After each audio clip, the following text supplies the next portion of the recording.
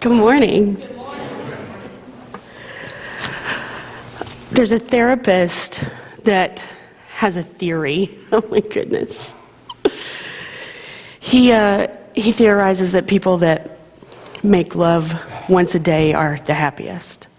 So when he was slated to speak at a seminar, he decided to test his theory. So he asked the audience, he said, for those of you who do this once a day, would you please raise your hand? And they did, and what he noted was that those people that had their hands raised had pretty sizable grins on their faces. So they lowered their hands, and he asked, who does this once a week? Raise your hand. And they raised their hand. And they were still grinning pretty good. Not quite as good as the once a day people, but pretty good. They lowered their hands and he said, okay, what about people once a month? Raise your hand. And they raised their hands and he noticed that the grins were sizably fading. There was a difference.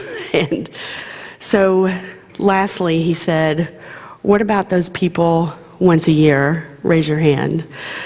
And all the way in the back of the room, this man jumped up from his seat and he started waving his arms fanatically, and this huge smile took over his face. And the therapist was a little disappointed because it shot his theory. But at the same time, he was really curious why this guy was so happy. So he was called out to him. He said, sir, can you please explain to us, why are you so happy if you're only doing this once a year? And the guy said, yeah, today's the day. Today's the day. So doesn't it feel good to laugh? I mean, how do you feel when you're laughing? What was that feeling that was happening inside you when you were laughing? I really want to take just a moment. Let's just explore the sound of silence and become aware, what is that feeling that I'm feeling when I'm laughing?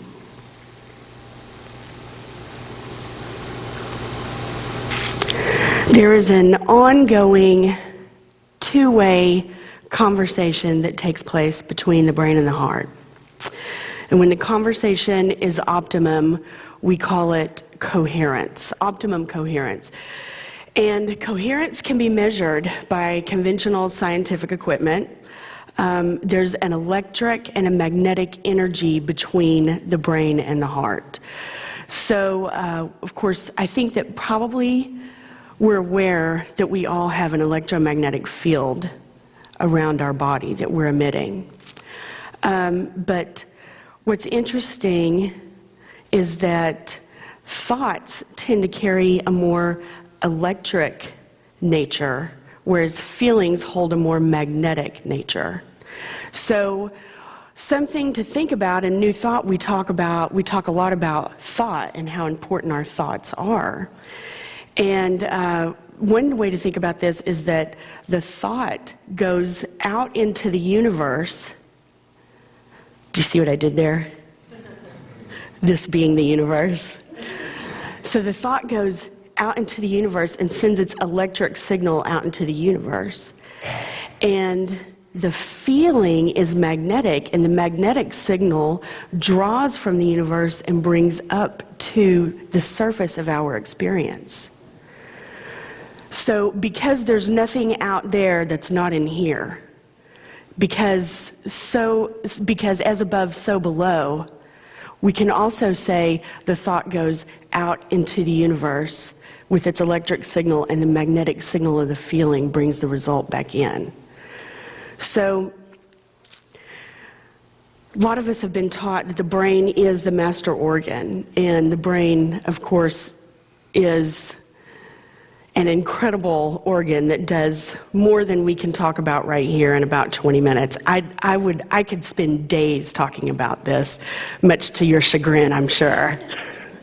But the heart, what we're really finding is that the heart is the emperor. The heart is the master organ. It generates by far the largest rhythmic electromagnetic signal in the body. The heart produces the carrier wave for information, and it's modulated with emotional patterns. So What I'm telling you is that this is science. Science is showing us that what we're feeling is literally imprinted on the magnetic wave that our heart is producing. Its signal is imprinted on that wave that we're sending out and bringing in with. So right now, as of now, the heart field has been measured up to 9 meters around the body. So just to break that down, does anybody want to take a shot at the conversion of what 9 meters is into feet? Yeah, it's 29.53 feet. So imagine that your heart field, 29.53 feet around your body, is sending out the signal. And we are creating with that. We are creating our experience, our reality of that. When our heart's rhythmic beating pattern is smooth and orderly, that's coherence. And that rhythm synchronizes the brain. The rhythm of the heart, we now understand, synchronizes the brain rhythm, the nervous system, the body's organs and glands. When that heart is coherent, the whole body comes together and dances in harmony. When someone is in coherence, you can often feel their love radiating from them. Do you know anyone like that? Do you know someone that maybe when you think of it in this manner, you think, this person, maybe they're in coherence a lot because when I'm around them, I do kind of feel that. Maybe it's you. So there's a new field, somewhat new field, in science called neurocardiology. And scientists in that field have discovered that there's a network of nerves that are so functionally sophisticated within the heart that they've earned the description of the heart brain. There are 40,000 neurons in this heart brain. This is such a powerful transmitter. The heart, like the brain, can also release oxytocin into the body. What is oxytocin, you may ask? Oxytocin is the best feeling hormone that the body can secrete. It's known as the love hormone or the bonding hormone. When you hug or kiss a loved one, oxytocin is emitted. Now, most of us feel oxytocin here and there in small spurts in our lives. But when we make a practice of coming into coherence with our heart, oxytocin that can be released into the body can deliver feelings of euphoria, and we can live in that state in a constant and steady stream, should we choose to make it a practice. Oxytocin can also be an antidote to depressive feelings. There's a really interesting study that was done with oxytocin where a researcher went to a wedding, and right before the bride and groom walked down the aisle, he took their blood. He also took the blood before that of the family members, the wedding party, and the wedding guests as they entered. So he had a baseline reading of the oxytocin levels in their blood.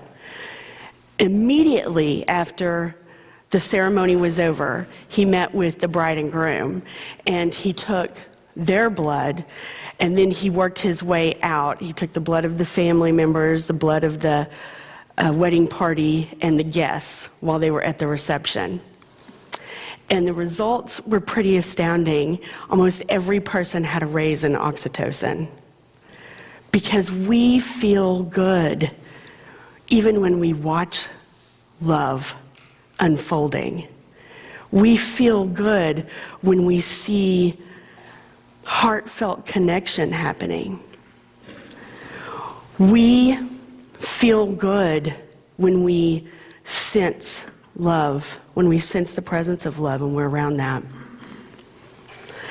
There's another story that I want to share, and you guys may have heard this before because I'm totally ripping this from Greg Braden. This is a story about the two beautiful little tiny twin girls that were born 7 weeks prematurely. And the practice in the U.S. when this happens is to take the premature babies and separate them and put them in separate incubators. And these twin girls, this is a true story by the way, they happened to not only be put in separate incubators, but in separate rooms. And the weaker of the two girls, when that happened, she began to fail. Her vital signs were dropping, and they continued to drop, and she was dying. This tiny, precious little baby girl who had been pulled apart from everything she'd ever known, the sound of her mother's heartbeat, her womb mate, haha, I made that up, that she shared that intimate space with, was taken from her, and she was separate and in a completely foreign atmosphere. And she was failing. And there was a nurse, thankfully, that was on duty. And the nurse thought, I can't let this baby die. I've got to do something. And she knew that she was facing breaking the rules. She knew that she was facing breaking protocol. She knew that she was facing placing her job in jeopardy. But she couldn't just let this baby die. So she picked the baby girl up and she took her into the room where her sister was, and she laid her in the incubator with her sister. And when she did, the stronger twin immediately reached her arm out and wrapped it around her sister's shoulder.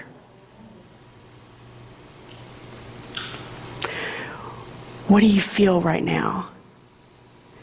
I see some of you put your hand on your heart. Some of you have sighed. Some of you are in tears. What do you feel right now?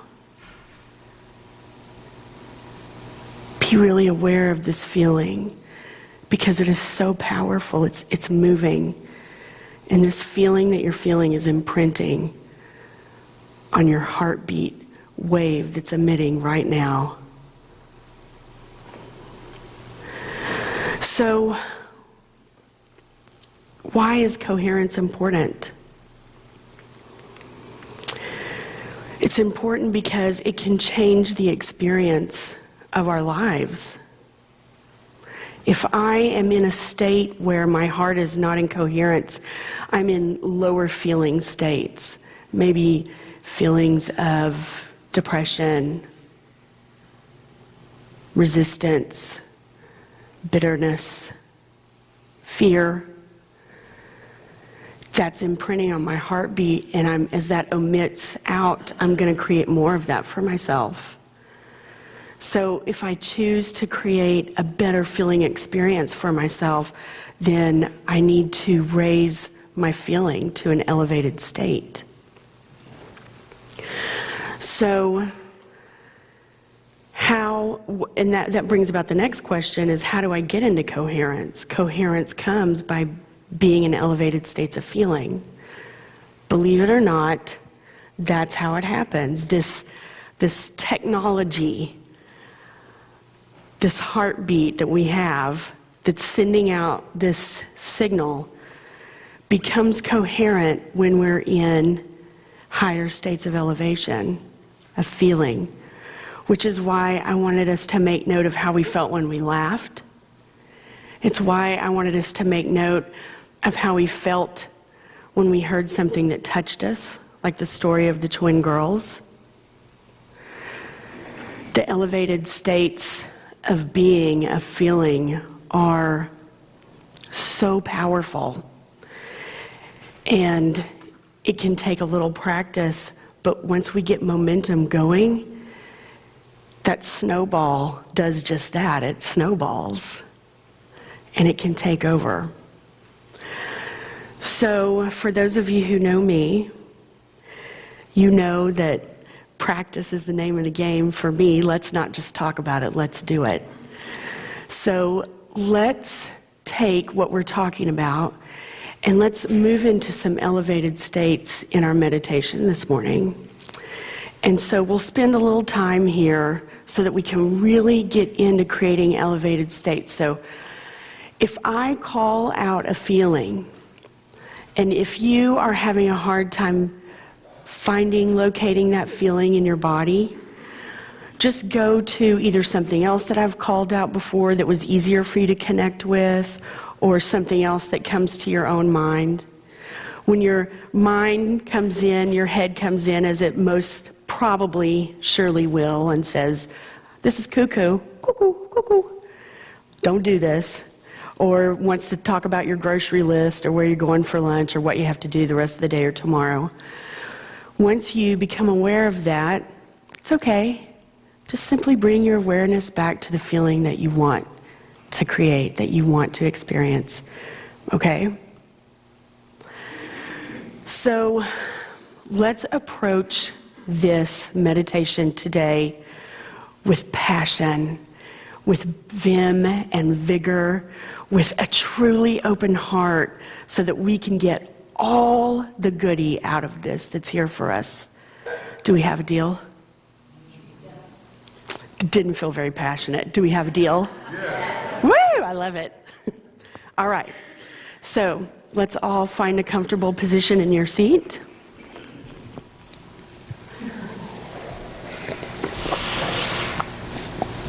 Relax.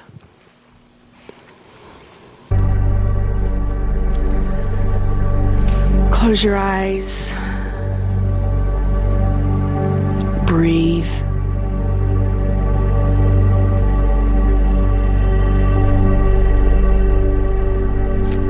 Follow that beautiful breath that gives life, that brings about this experience as it travels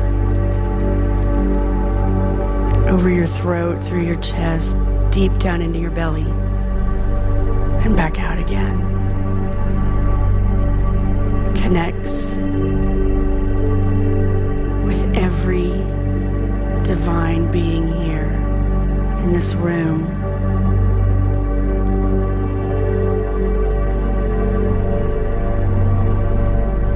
And relax.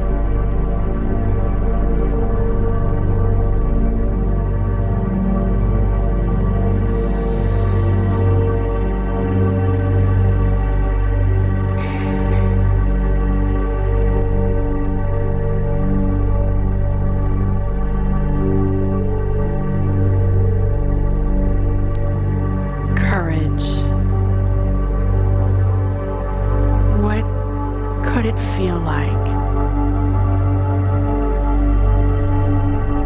if you felt courage when you needed it most?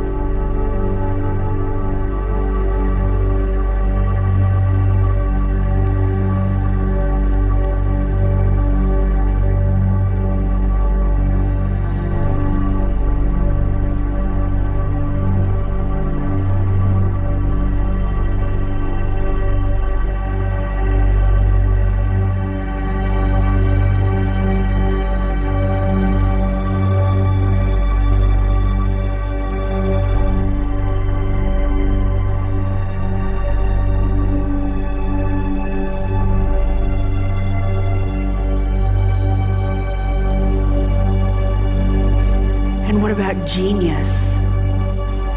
What could it feel like to know beyond all doubt, with absolute certainty, that the answer to every question you have exists within you? It's at your fingertips. What could that feel like?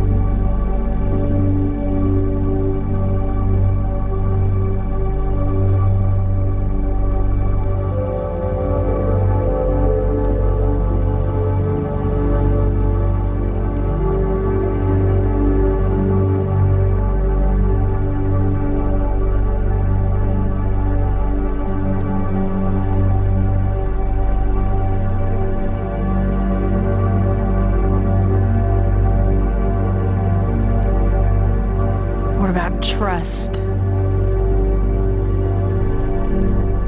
complete trust that all of your needs are met, complete trust that you are always loved, you're always cared for. What could that feel like?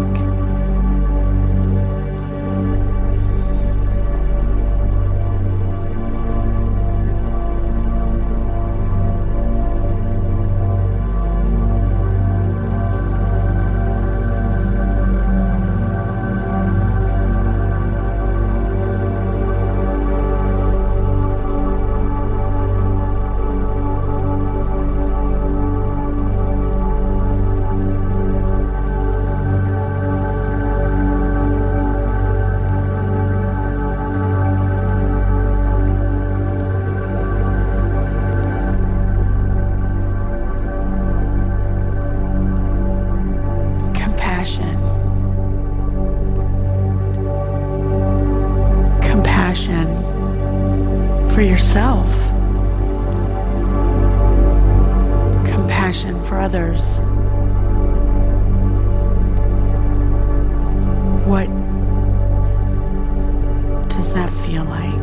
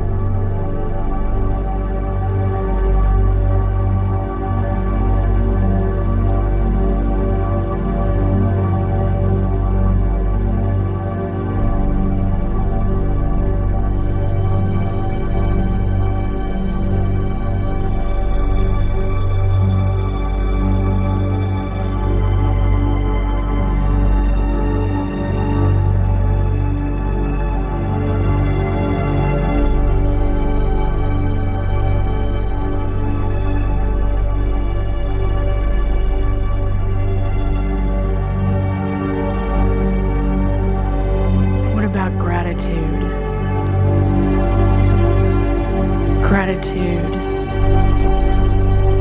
for something that you've already experienced or something that you choose to create for yourself.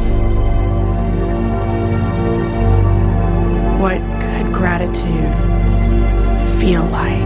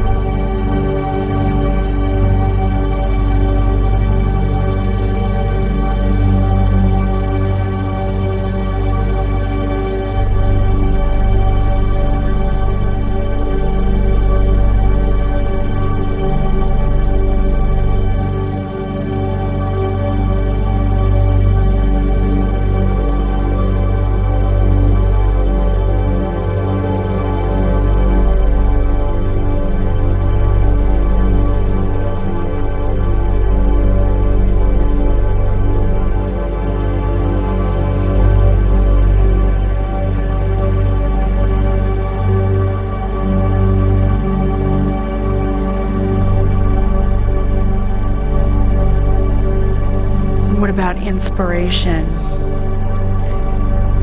What could it feel like to be inspired to take action, to know that the action that you're taking is absolutely in your best interest?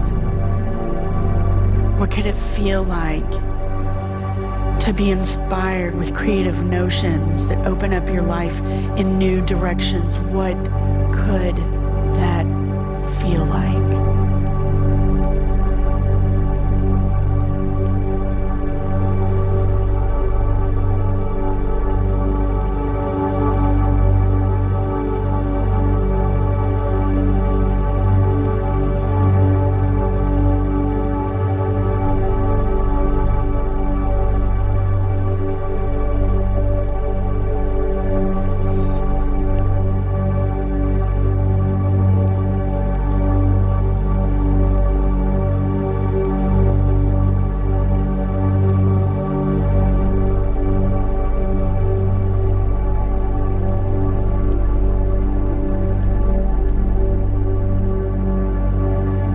And what about passion?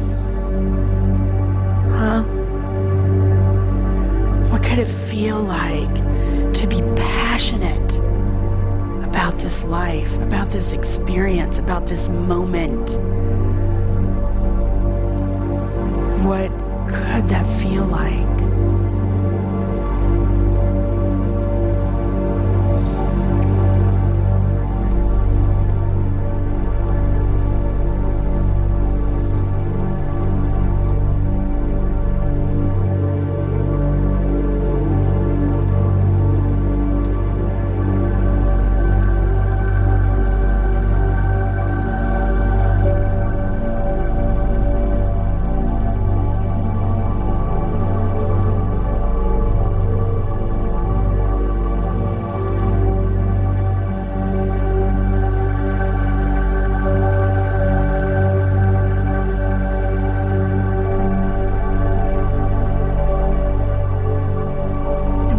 Freedom. What could it feel like to be completely free? Free to soar, free to fly, free to be totally true to expressing yourself fully and completely. What does freedom mean to you, and what could it feel like?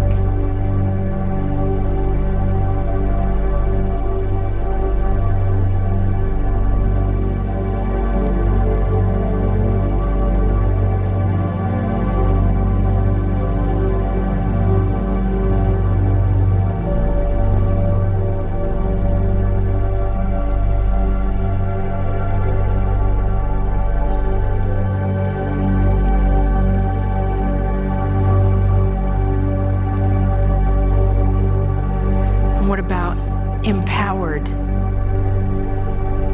What could that feel like? To be in complete charge of your power, not giving it away, using it for your highest interest in serving yourself and others. What could that feel like?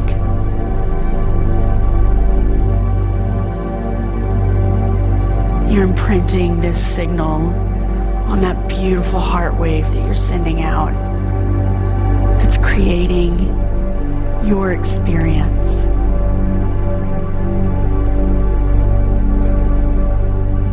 You are empowered.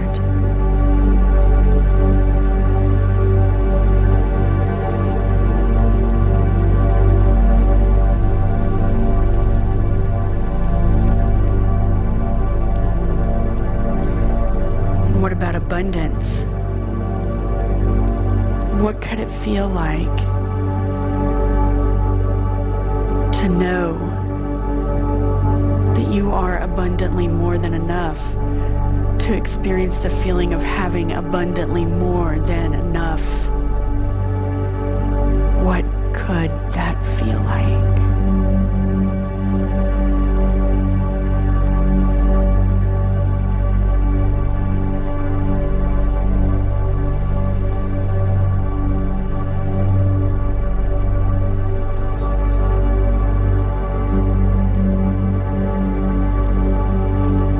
What could it feel like to feel unlimited? Completely unlimited. No restrictions.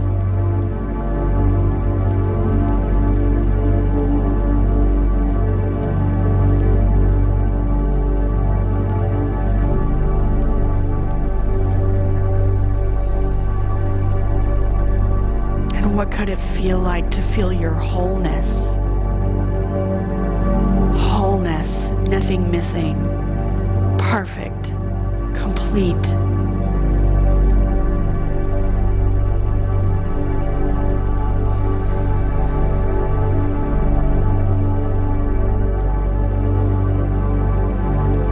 And what could it feel like to live in transcendence? transcend old ways of thinking and being, to live in ways that we haven't even imagined yet, full of love, peace, harmony, acceptance of ourselves, total transcendence in ways we can't even imagine. What could that feel like?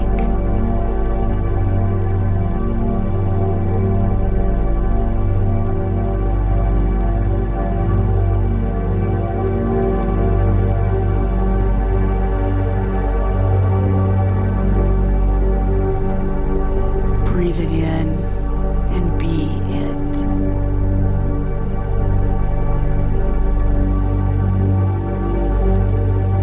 And what about your divinity? What could it feel like to feel your own divine self, to feel your own divinity?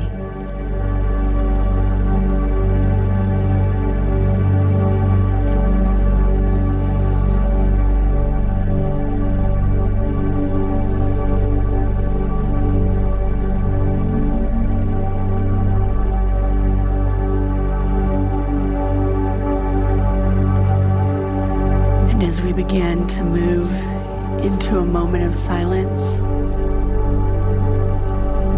hold this energy, hold this state of being. Continue, if you will, with your eyes closed and stay in this powerful state as we enter into the silence.